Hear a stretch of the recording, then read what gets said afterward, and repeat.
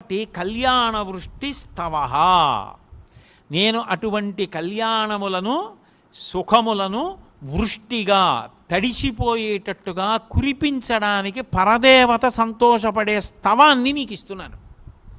నువ్వు ఇది చదువు, అమ్మవారు సంతోషిస్తుంది.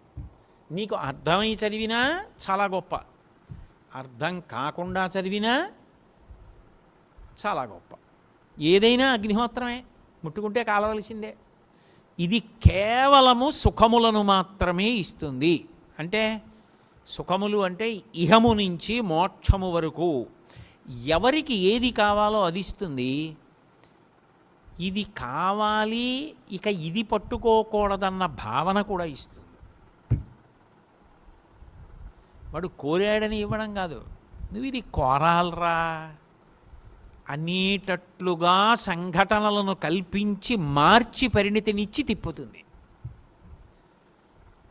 అంత గొప్ప స్తవం. అందుకే హిరీంకార బీజాక్షరం పెట్టారు శంకరాచార్యుల వారు, భువనేశ్వరి బీజం అది. అంత గొప్ప స్తవాన్ని జగద్గురువుల స్థాయిలో కూర్చుని శంకరాచార్యుల వారు లోకానికి అనుగ్రహించారు.